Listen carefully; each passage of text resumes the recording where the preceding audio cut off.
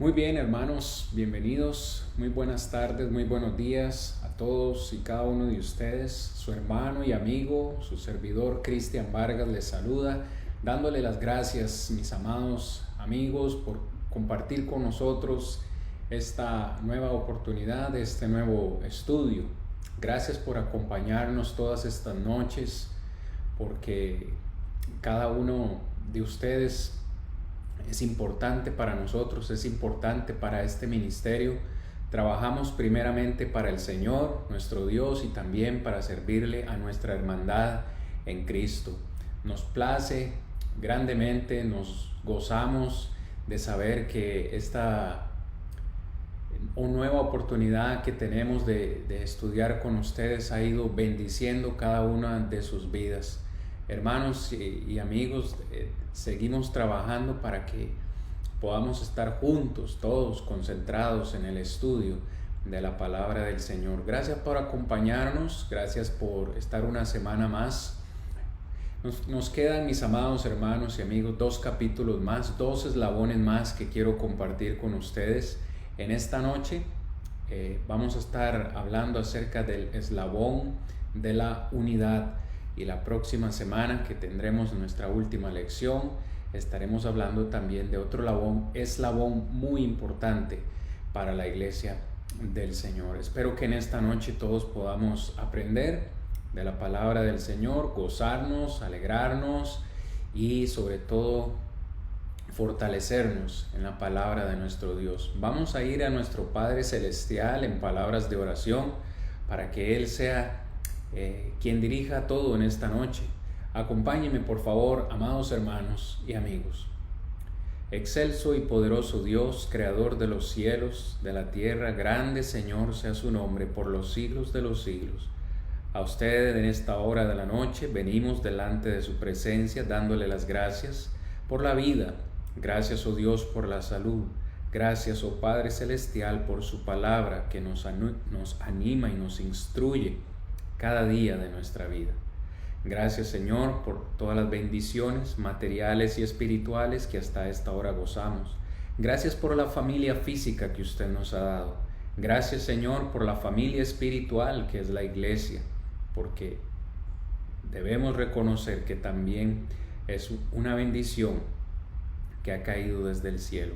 Sobre todo, gracias por Cristo Jesús, porque gracias a Él y gracias a su sacrificio es que todos nosotros podemos tener vida eterna, vida abundante. Le suplicamos, Padre, en esta noche que usted nos acompañe y que podamos estar concentrados una vez más en el estudio de su palabra y que su palabra nos motive a vivir santamente, a vivir para Cristo y sobre todo a predicar a aquellos que aún no conocen su verdad. Padre, le rogamos todas estas cosas en el nombre que es sobre todo nombre de nuestro Señor y Salvador, Cristo Jesús. Amén. Muy bien, mis amados hermanos, como ya todos lo saben y también ya lo he anunciado, en esta noche vamos a estar estudiando este tema del eslabón de la unidad. Qué importante es la unidad, mis amados hermanos y amigos, dentro de la iglesia del Señor. En esta noche quiero compartir con ustedes varias cosas que me parecen importantes, cosas que necesitamos implementar, cosas que necesitamos comenzar a practicar como iglesia, como el cuerpo de Cristo. Pero el primer pensamiento, hermanos, que quiero compartir con ustedes es precisamente lo que el Salmo 133:1 nos dice. El salmista escribe: mirad cuán bueno y cuán delicioso es habitar los hermanos juntos en armonía. Note qué excelente, qué maravillosa descripción nos da el salmista. Qué bueno, qué delicioso, qué agradable, qué gratificante es cuando los hermanos habitamos juntos en armonía. En este texto podemos ver, hermanos, que para la iglesia del Señor es muy importante la comunión y es algo que Dios espera de nosotros, sus hijos, que tengamos comunión unos con otros. La palabra comunión, sencillamente, si usted la divide, es una palabra que significa una común unión, una unión en común. Nosotros, hermanos y amigos, tenemos cosas que nos unen, tenemos cosas en común. Una de ellas es que tenemos el mismo Padre Celestial, tenemos el mismo Salvador, tenemos el mismo Espíritu del Padre Celestial, tenemos la misma palabra que el Señor nos ha regalado, y Dios espera de nosotros, sus hijos, que vivamos en comunión, en una armonía perfecta, en una unidad. Ese es el mensaje que quiero transmitir, mis amados hermanos, en esta noche. La iglesia necesita vivir en unidad, la iglesia necesita vivir en armonía, no en pleitos, no en divisiones, no en iras o contiendas. La iglesia necesita estar unida. Me dirijo a aquellos que son padres, y cómo nos gozamos nosotros los padres al ver que nuestros hijos o nuestras hijas viven en completa comunión. Si hay algo que entristece a un padre, es ver a sus hijos o a sus hijas peleando entre ellos. Y desde que están pequeños los instruimos a que si tienen diferencias puedan arreglarlas, que se compartan los juguetes, que se compartan la ropa, que compartan la comida. Y cuando los vemos teniendo diferencias entre ellos, los invitamos y les instruimos a que arreglen sus diferencias. Nosotros tenemos el mismo Padre Celestial, y estoy completamente seguro, mis amados hermanos, que Dios desde el cielo espera que nosotros, sus hijos, estemos en completa unidad, en comunión. Si hay algo, mis amados hermanos, que nosotros aprendemos de la iglesia del primer siglo, es que ellos gozaban el pasar tiempo juntos. Y es hermoso, hermanos, no hay nada mejor que compartir con los hermanos en Cristo, con los hermanos de la iglesia, nuestra familia espiritual. Como les acabo de mencionar, mis amados hermanos, para los hermanos del primer siglo, esa iglesia de Cristo, esa iglesia verdadera, esa iglesia que nació en el Pentecostés, era una iglesia que se amaba en gran manera. Era una iglesia que amaba compartir con sus demás miembros del cuerpo de Cristo. Esas 3,000 almas que se bautizaron en Pentecostés no se fueron cada una para su casa y no se volvieron a ver nunca más. Yo siempre me he preguntado, ¿cómo hicieron estos hermanos del primer siglo? Para ellos, hermanos, no era importante tanto el lugar, no era tan importante dónde vamos a estar o qué vamos nosotros a comer, qué vamos a hacer. Cuando usted analiza, mis amados hermanos, la lectura de Hechos capítulo 2, luego del versículo 41, donde dice que se bautizaron estos 3,000, dice que estos 3,000 perseveraban en la doctrina de los apóstoles, en el partimiento del pan y en las oraciones, y muchas señales eran hechas por los apóstoles, y sobrevino gran temor sobre la gente de aquel tiempo. Pero si hay algo que me gusta, hermanos, si hay algo que me fascina de esa lectura, y es algo que quiero compartir con ustedes en Hechos capítulo 2, es que esa iglesia tenía prioridades. Esa iglesia del primer siglo tenía como prioridad su reunión con Dios. En el versículo 44 dice: todos los que habían creído estaban juntos. Y subrayen su Biblia, por favor, hermanos, si a usted le gusta subrayar.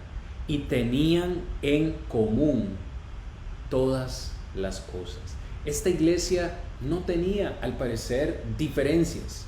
Y si las tenían, encontraron la forma de resolverlas, encontraron la forma de que esas diferencias no los separara, no los desuniera.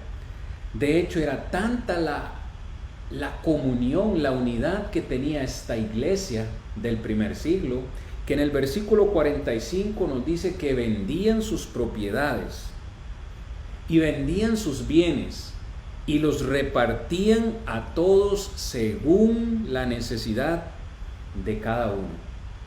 Qué lindo ha de ser, hermanos, qué lindo ha de ser estar en una congregación como la iglesia que nació en Jerusalén el día de Pentecostés. Ahí nadie decía, esto es mío, no, esto es de quien lo necesite. Tal es así que vendían sus propiedades, ellos tenían tanto amor, tanta unidad, tenían en común todas las cosas, que ellos vendían sus propiedades para que aquellos menormente favorecidos pudieran tener una vida mejor. Traían ese dinero, lo ponían a los pies de los apóstoles para que los apóstoles lo administraran. Pero esto es lo siguiente que quiero compartir con ustedes, hermanos. Esta iglesia tenía una cita diaria con Dios, con el Creador. Verso 46, y perseverando, unánimes. Nuevamente, hermano y amigos, subrayen su Biblia esa palabra. Unánimes, como un solo, como una sola unidad, cada día. Esto no era algo del domingo, esto no era algo de miércoles. Cada día esta iglesia tenía una cita con Dios, con el Creador. Cada día en el templo, esta iglesia se reunía, pero también tenían una cita diaria con sus hermanos en Cristo. Era una comunión diaria, cada día en el templo. Y partiendo el pan en las casas, comían juntos con alegría y sencillez de corazón. Hermanos, le garantizo que para esa iglesia no era importante lo que se iban a comer. Para esa iglesia no era importante en cuál casa se iban a reunir. Porque la primera problemática que yo encontraría es a dónde reúne usted 3,000 personas en una sola casa. ¿Cómo alimenta usted 3,000 personas en una noche, en un día, para recibir a sus hermanos en Cristo?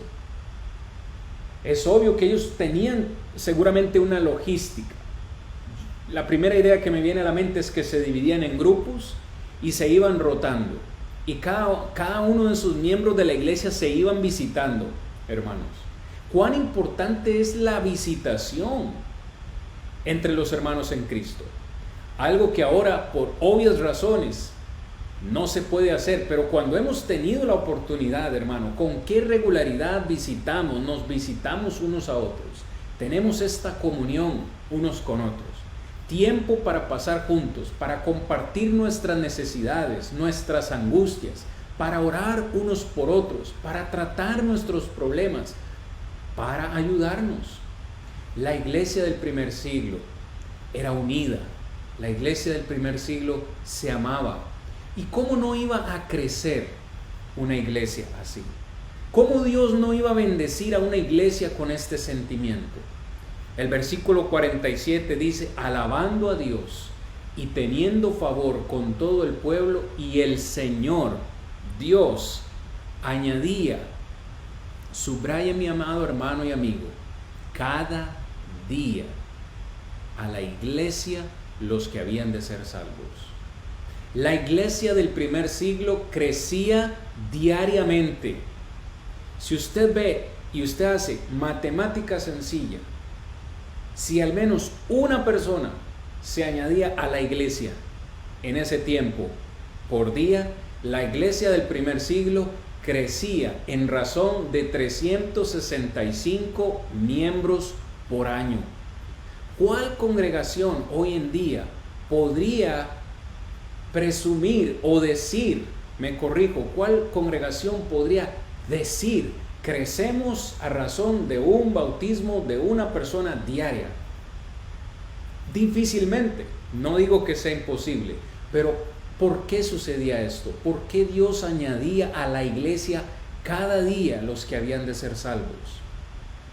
Por esa común unión, por esa unidad, por ese amor, por esa entrega que yo veo, mis amados hermanos, en la iglesia del primer siglo. Y es un reto Para la iglesia del siglo XXI, para la iglesia de hoy, es un reto, hermanos, tan siquiera poder reunirnos un día a la semana. Es un reto realmente poder congregar a toda la iglesia el día miércoles o incluso el día domingo. Pero esta iglesia del primer siglo nos da un gran ejemplo, y ese ejemplo es que ellos todos los días se reunían, primero con Dios y después en las casas para comer juntos, con alegría y sencillez de corazón. Es lindo, hermanos, cuando la iglesia se reúne y los hermanos no se quieren ir para sus casas. Hablo por experiencia propia. Es lindo cuando hay actividades en el edificio, cuando hacemos algún almuerzo, algún ágape, alguna comunión, y comenzamos a platicar, comenzamos a bromear, comenzamos a orar o simplemente a compartir tiempo juntos, y se nos va el tiempo. Se nos va el tiempo y se nos hace tarde y queremos seguir platicando. Es hermoso cuando los hermanos no se quieren ir para sus casas porque quieren seguir compartiendo con sus hermanos en Cristo. Yo espero que en sus congregaciones, hermanos, amigos, se practique esto que les estoy platicando, que se tenga esta práctica de poder compartir con los hermanos cada día. Nosotros podemos encontrar, hermanos y amigos, en la Escritura que la iglesia es un cuerpo. Ese es el concepto que encontramos en las páginas del Nuevo Testamento. Por ejemplo, en Efesios, quiero me acompañen a Efesios capítulo 4, versículos 1 al 3. El apóstol Pablo escribe a los Efesios y les habla acerca del concepto de unidad. Dice: yo pues, preso en el Señor, os ruego que andéis como es digno de la vocación con que fuisteis llamados, con toda humildad y mansedumbre, soportándoos con paciencia los unos a los otros en amor. Verso 3: solícitos en guardar la unidad del Espíritu en el vínculo de la paz. Si usted continúa leyendo, hermanos, Pablo habla acerca de un cuerpo, un espíritu, y hace una lista el apóstol Pablo, y en toda esa lista menciona una sola cosa: un bautismo, una misma esperanza, y el punto central de Pablo en esta sección es la unidad que tenemos en el cuerpo de Cristo. Pero antes de entrar en detalle en un par de cositas que quiero compartir con ustedes en este texto, hermano, quiero decirle que para Dios es importante la unidad. Lo mencioné hace un momento, pero es tan importante que Cristo Jesús, nuestro Salvador, oró por esa unidad. Quiero que lo vayamos a ver, mis amados hermanos, en Juan capítulo 17. Antes de ser apresado, antes de ir a la cruz a morir por nosotros, encontramos al Señor Jesús orando en este caso por sus discípulos, en el capítulo 17 de Juan. En el versículo 20 y 21, nuestro Señor Jesucristo en oración dice: mas no ruego solamente por estos, sus discípulos, sus apóstoles. Dice el Padre: no ruego solo por ellos, sino también por los que han de creer en mí por la palabra de ellos. Hermanos, Jesús está orando por sus apóstoles, pero también está orando por todos aquellos que iban a creer en Él por la predicación de los apóstoles. En este grupo estamos incluidos usted que está escuchando, este servidor, y todos aquellos que obedezcan el Evangelio. ¿Por qué ora Jesús? ¿Cuál es la razón de su oración? Versículo 21. Para que todos sean uno. Para que todos sean uno, como tú, oh Padre, en mí y yo en ti. que también ellos sean uno en nosotros, para que el mundo crea que tú me enviaste. Hermanos, note la preocupación de Jesús. Pocos minutos, pocas horas antes de ser apresado, y la preocupación mayor de Jesús es que tanto sus apóstoles como todos nosotros, sus hermanos, hijos de Dios, los cristianos, que todos nosotros seamos uno, que tengamos todas las cosas en común. Así como Él y el Padre son uno, que nosotros también podamos ser uno. Y vea el propósito: si nosotros realmente permanecemos en unidad, si realmente nosotros como iglesia somos uno en pensamiento, en sentir, como lo vamos a ver a continuación, dice, es uno de los medios, es una de las formas en que el mundo, es una de las formas que la gente de allá afuera va a creer, dice el Señor, que Jesús fue enviado por el Padre a este mundo. Así que tenemos un gran reto por delante, hermanos. Jesús oró por la unidad, pero Jesús no solamente oró por la unidad, Jesús también murió por la unidad. Volvamos a Efesios, hermanos, ahora en el capítulo 2. Por favor, en el capítulo 2, y vamos a leer en este momento versículos 13 al 18, hermanos. Efesios capítulo 2, versículos 13 al 18. El apóstol Pablo, hablándole a los hermanos, les hace ver que ellos en otro tiempo, a los gentiles, estaban ajenos de las bendiciones de Dios, ajenos de la ciudadanía de Israel, ajenos del pacto de la promesa. Y en el versículo 13 les dice: pero ahora en Cristo, vosotros que en otro tiempo estabais lejos, habéis sido hechos cercanos por la sangre de Cristo. Hermanos, en esta sección vamos a encontrar por lo menos 4 veces el concepto de unidad. La primera, versículo 14: porque Él, Cristo, es nuestra paz, que de ambos pueblos hizo uno. Ambos pueblos, gentiles y judíos, Dios hizo un solo pueblo. Este pueblo es la iglesia, derribando la pared intermedia de separación. Segunda ocasión, verso 15: aboliendo en su carne las enemistades, la ley de los mandamientos expresados en ordenanzas. Preste atención: para crear en sí mismo de los dos pueblos uno solo, y un nuevo hombre, haciendo la paz. Tercera ocasión, verso 16: y mediante la cruz reconciliar con Dios a ambos pueblos en uno solo, en un solo cuerpo, matando en ella las enemistades. Verso 17: y vino, Cristo Jesús vino y anunció las buenas nuevas de paz a vosotros que estabais lejos y a los que estaban también cerca, a los judíos.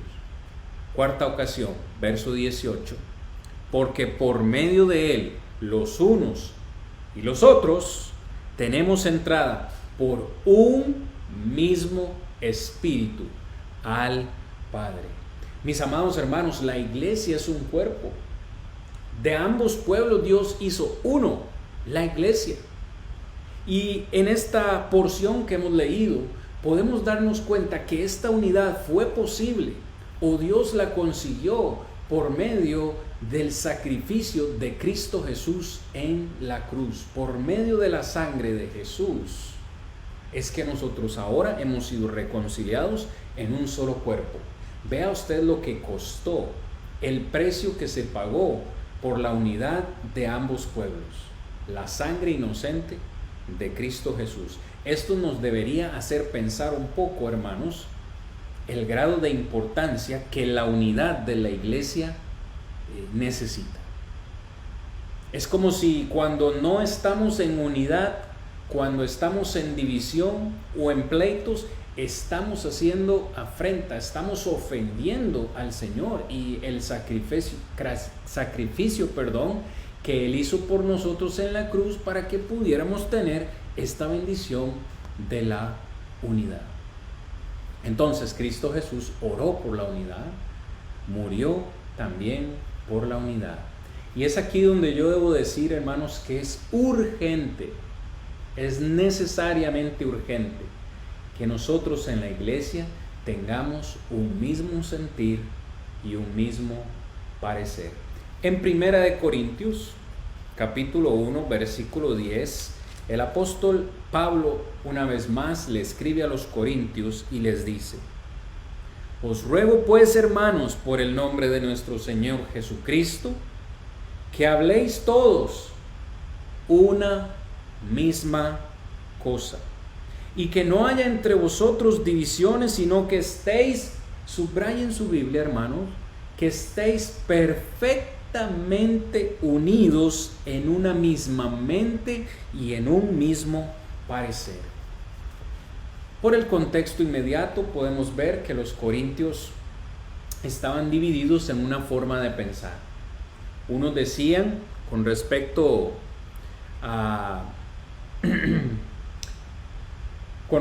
al bautismo, ellos decían, bueno, yo soy de Pablo, yo soy de Cefas, yo soy de Apolo.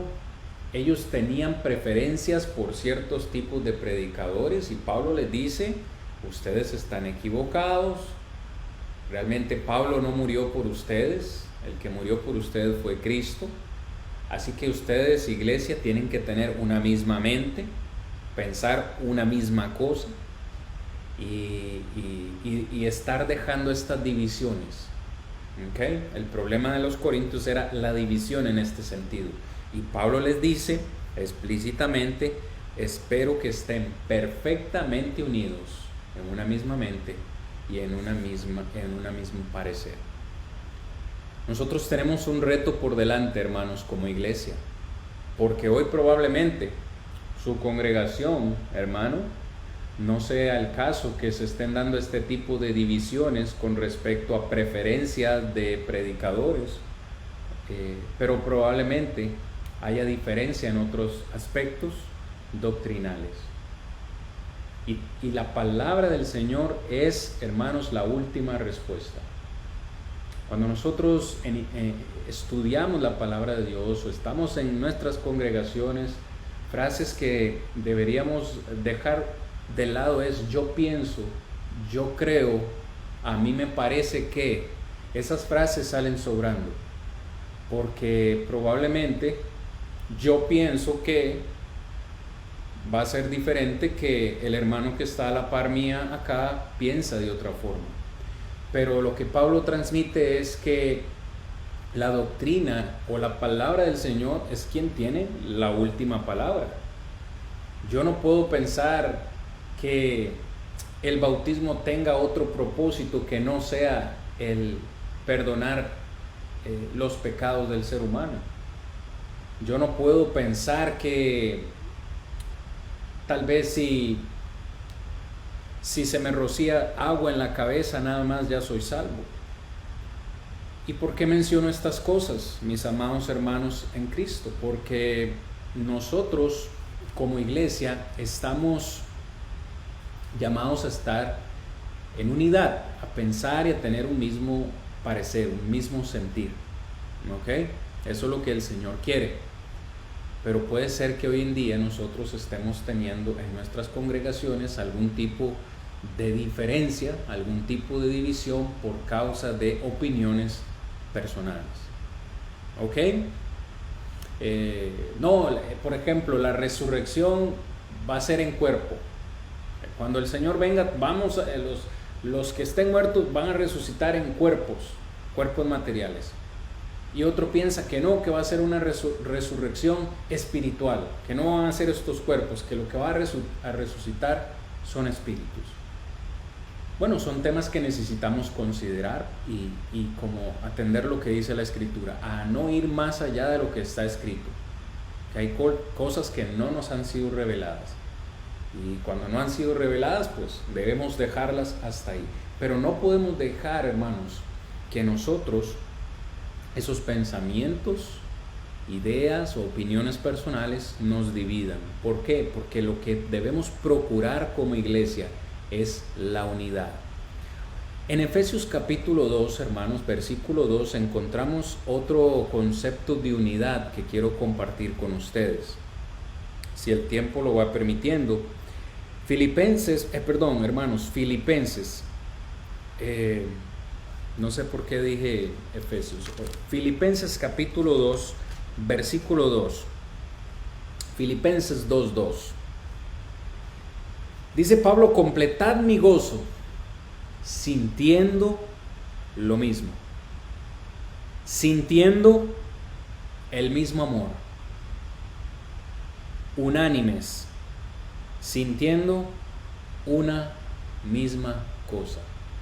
Es como si Pablo le estuviera diciendo a los hermanos de Filipo: ustedes quieren hacerme sentir gozoso, por favor, si quieren llenarme de gozo, sientan lo mismo que les estoy diciendo. Tengan amor, estén unánimes, sintiendo una misma cosa. Nada hagan por contienda ni por vanagloria, antes bien con humildad, estimando cada uno a los demás como superiores a él mismo, no mirando cada uno por lo propio suyo, sino también por lo de los otros. Haya pues, verso 5, haya pues, hermanos, en vosotros este sentir que hubo en Cristo Jesús, el cual, siendo en forma de Dios, no estimó el ser igual a Dios como cosa a que aferrarse, sino que se despojó a sí mismo, tomando forma de siervo, hecho semejante a los hombres, etcétera, etcétera. ¿Por qué comparto esto, hermanos? Pablo transmite un concepto de unidad. Pablo aquí también le dice a los filipenses que ellos deben sentir una misma cosa, que debemos llenarnos de humildad. Para que en nuestras congregaciones no hayan divisiones, debemos de revestirnos de humildad. Y esa humildad significa ver a los demás como superiores a mí mismo. Mi hermano es superior a mí. No importa en qué sentido, él es superior a mí. Y si mi hermano piensa lo mismo de mí, nunca vamos a tener una diferencia. Y Pablo nos comparte el ejemplo más grande de humildad.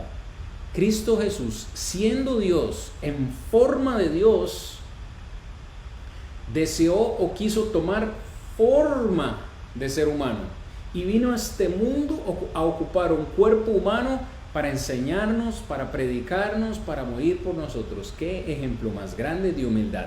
Siendo Dios, el creador del mundo, quien hace el mundo girar, decidió venir a esta tierra a lavar los pies de sus apóstoles. Eso, hermanos, es humildad. ¿Y por qué menciono este texto, mis amados hermanos y amigos? La palabra de Dios nos invita a pensar todos de una misma forma, a tener el mismo sentir, el mismo parecer, la misma mentalidad, pero es que eso es lo que cuesta ver en las congregaciones. Cuesta ver que todos pensemos lo mismo, porque todos somos diferentes, todos tenemos puntos de vista diferentes. Y eso nos lleva a la división. Eso ha dividido muchas congregaciones y las sigue dividiendo. ¿Cuándo es entonces que nosotros vamos a tener una misma forma de sentir, una misma forma de pensar, una misma forma de hablar? ¿Cuándo es que eso va a suceder? Según lo que yo leo en Filipenses, cuando todos, hermanos, pensemos como Cristo, entonces ahí el problema se va a terminar. Cuando todos decidamos pensar, vivir y hacer las cosas que Cristo hizo, tener la mente de Cristo en mí, no va a haber problemas entre nosotros, porque ya no va a sobresalir el yo, sino que Cristo es quien dice esto. Mi vida va a ser cristocéntrica, y si mis demás hermanos alrededor hacen lo mismo, no vamos a tener problemas, porque todos vamos a tener una misma mente. ¿Cuál es esa mente? La mente de Cristo, ese mismo parecer. Y ese es el reto más grande que como iglesia, hermanos, tenemos. Voy finalizando, hermanos, esta meditación, pero quiero compartir con ustedes para hacer esto un poco práctico, cualidades que nos ayudan a preservar la unidad. He dicho que debemos pensar como Cristo, pero quiero ahora tomar nuevamente el texto de Efesios capítulo 4, versículo 1 al 3, para compartir con ustedes estas cualidades.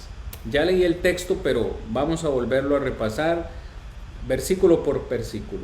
Dice Pablo: yo pues, que estoy preso por causa del Evangelio, yo preso en el Señor, les ruego, hermanos, que anden, o sea, que caminen, que vivan como es digno del llamado que ustedes recibieron, de la vocación del llamado que ustedes recibieron.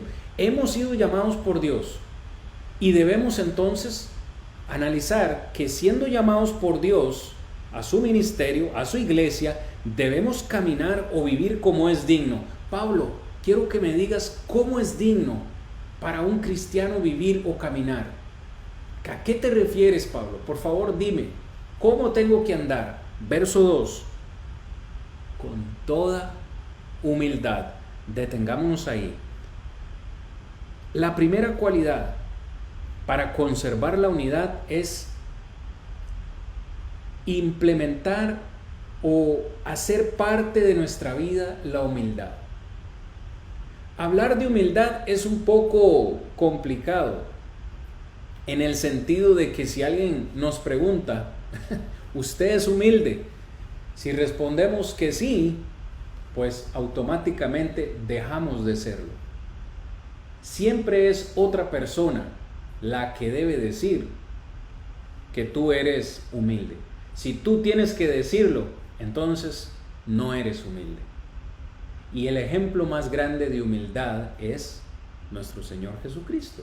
Lo acabamos de ver en Filipenses capítulo 2, versículos 12 en adelante.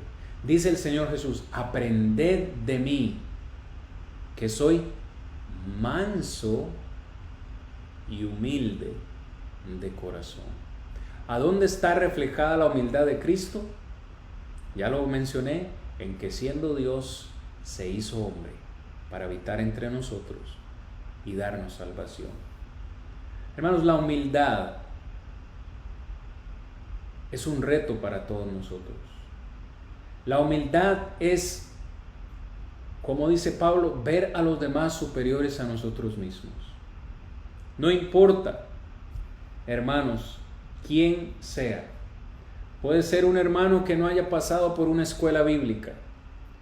Puede ser un hermano que no haya terminado ni siquiera el colegio, ni la escuela. Un hermano que nunca tuvo la oportunidad de ir a la escuela porque su familia era muy pobre. Ese hermano es superior a mí. Si yo tuve la oportunidad de estudiar, si tengo alguna carrera, yo soy menor que aquel hermano.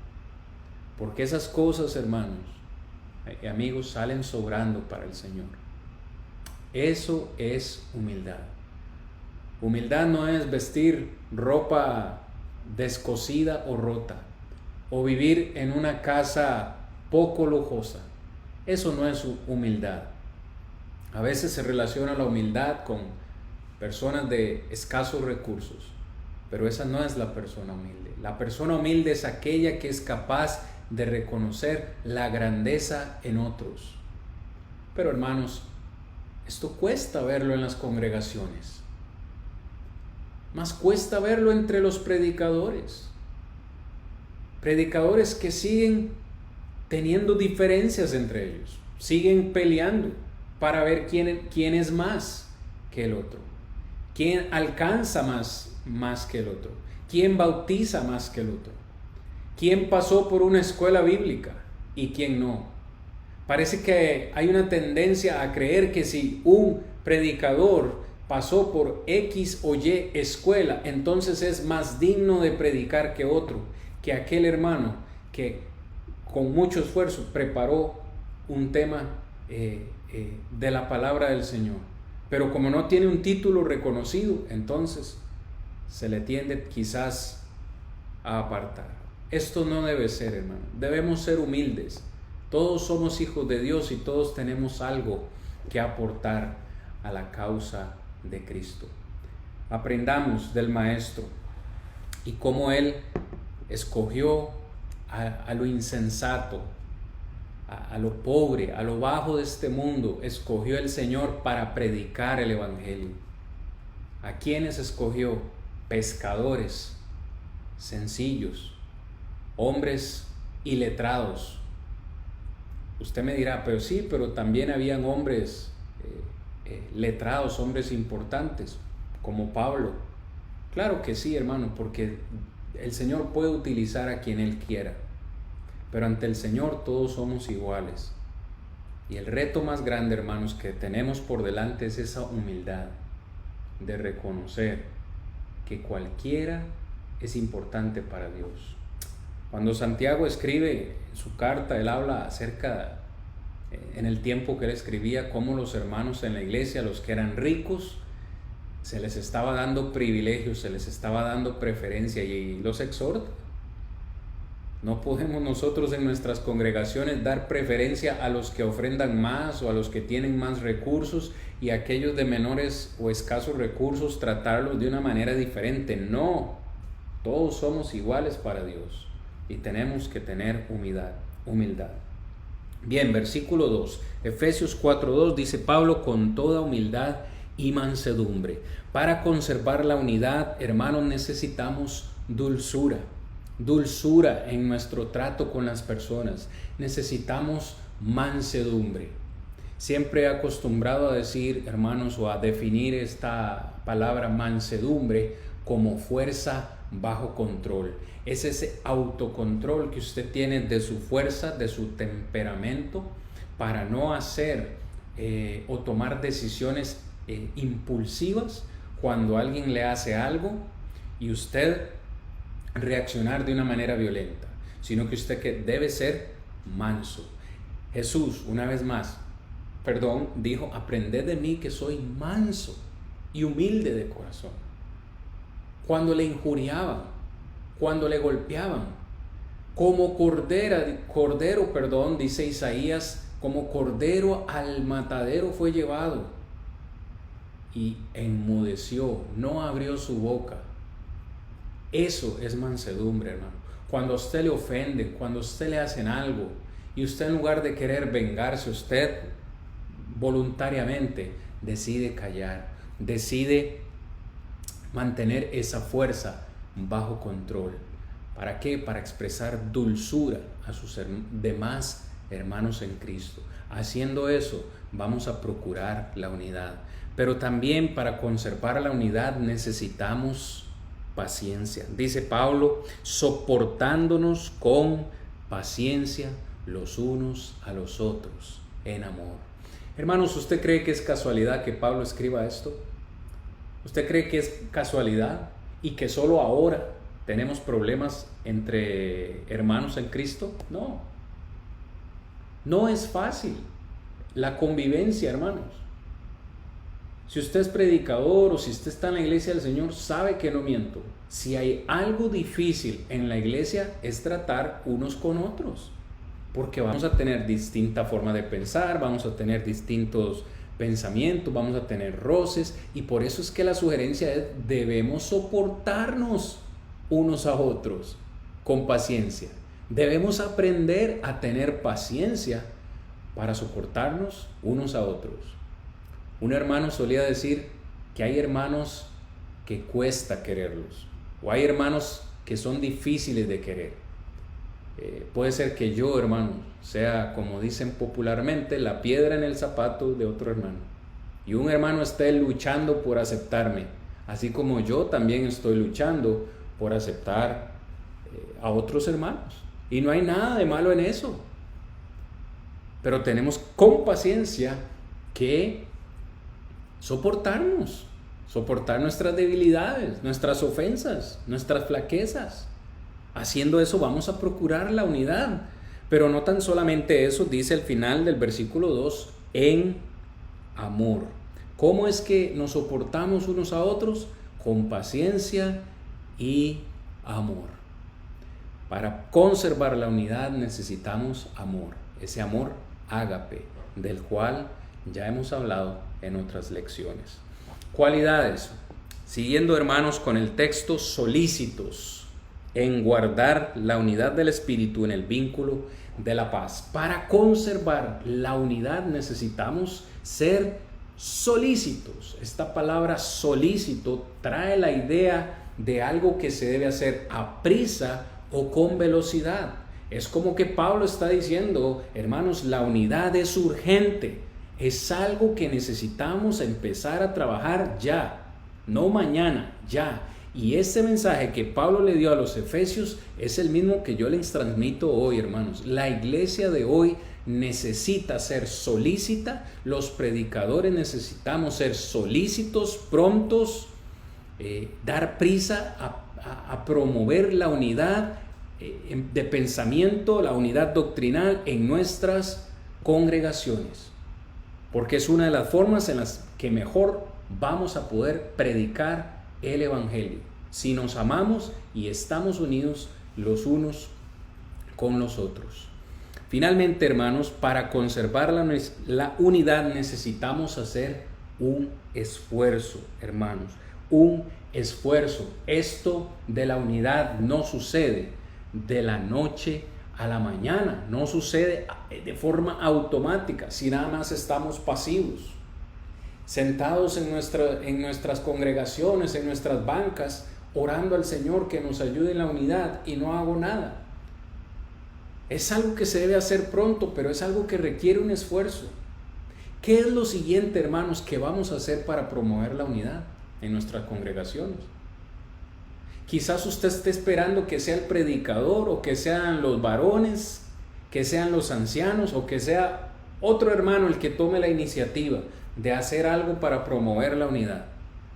Y tal vez eres tú el que necesita iniciar algo, levantarte de donde estás y comenzar a promover esa unidad dentro de tu congregación. Si es algo, una deficiencia que tú estás viendo y tú puedes trabajar en ello, pero requiere, hermanos, un esfuerzo. Para conservar la unidad necesitamos tener paz entre nosotros. Voy finalizando, hermanos, con este concepto. Solícitos en el vínculo de la paz, dice el apóstol Pablo, pero quiero que veamos un momento esta porción en Romanos capítulo 12. Hermanos, es un poco larga la lectura, pero sí quiero leer estos versículos con nosotros, con cada uno de ustedes, porque habla acerca de la vida cristiana y cosas que el cristiano necesita realizar. Dice así, versículo 16. Voy a leer, hermanos, voy a leer desde el versículo 13. Compartiendo para la necesidad de los santos, practicando la hospitalidad. Bendecid a los que os persiguen, bendecid y no maldigáis. Gozaos con los que se gozan, llorad con los que lloran. Subraye, verso 16, unánimes entre vosotros, no altivos. Una vez más, asociándoos con los humildes. No seáis sabios en vuestra propia opinión. No paguéis, dice, a nadie mal por mal. Procurad lo bueno delante de todos los hombres. Verso 18, si es posible, en cuanto dependa de vosotros, estad en paz con todos los hombres. Y no os venguéis vosotros mismos, amados, sino dejad lugar a la ira de Dios, porque escrito está, mía es la venganza, yo pagaré, dice el Señor. Así que si tu enemigo tuviere hambre, dale de comer. Si tuviere sed, dale de beber, pues haciendo esto, ascuas de fuego amontonará sobre su cabeza. No seáis vencido de lo malo, sino vence con el bien el mal. Hermanos, Pablo habla acerca de los deberes cristianos y prácticas que necesitamos incluir en la vida diaria. Una de ellas es estar o tratar de estar en paz con todos los hombres. Eso incluye a los miembros de la iglesia y a las personas que están fuera. Incluye a los miembros de nuestra familia, incluye a los miembros o a los compañeros de trabajo. Si depende de nosotros, debemos estar en paz con todos los hombres. Y mayormente, mis amados hermanos, en la iglesia del Señor. ¿Cómo es posible que en la iglesia del Señor alguien no le hable a otro? O que estemos divididos por alguna opinión personal y eso no nos deje vivir en paz, no nos deje vivir en comunión o en armonía. Esto no puede ser, hermanos. Necesitamos seguir promoviendo la unidad de la iglesia. Porque cuando nosotros tenemos comunión, tenemos unidad en la iglesia los unos con los otros, botamos las cadenas de las tradiciones familiares. Mis amados hermanos, el tiempo siempre es nuestro mayor enemigo, por lo menos para mí, al tratar estos temas, porque me gusta profundizar mucho en ellos. Pero básicamente, hermanos, esta ha sido mi lección en esta noche para con ustedes. Yo ruego al Padre Celestial, así como el Señor Jesús, que en nuestras congregaciones podamos promover la unidad, que nosotros como predicadores, primero nosotros nos unamos, porque las congregaciones van a ver esto, que como predicadores nos unamos y que tratemos de implementar esta unidad en la iglesia del Señor, hermanos, porque sé que es algo que el Padre espera, es algo que Él quiere, y si fortalecemos este eslabón, hermanos y amigos, esté preparado porque grandes cosas van a venir. Cuando la iglesia se fortalezca de esta forma en unidad, hermanos, no va a haber quien detenga el crecimiento de la iglesia. Si hasta ahora no hemos crecido, usted probablemente debe estarse averiguando cuál es la razón ya, o una de las razones. Tenemos un gran reto por delante, hermanos. Gracias por acompañarme en esta noche. A continuación, hermanos, vamos a seguir después de esta lección con la clase de Génesis que nuestro hermano está impartiendo, muy buena. Quisiera dejarles siempre el reto de la semana. Piense cómo promover, hermano, la unidad en su congregación. Puede ser que usted sea el que va a tomar la iniciativa y el que va a hacer grandes cosas para el Señor en su iglesia. Oremos todos juntos para que el Padre nos siga bendiciendo. Hermanos, Cristian Vargas, su hermano y amigo, les da las gracias por acompañarme. Les invita, hermanos, la próxima semana para finalizar ya esta serie de una iglesia sin eslabones débiles. Hermanos, bendiciones para sus congregaciones y amigos, les amo en Cristo Jesús. Que Dios me los bendiga grandemente.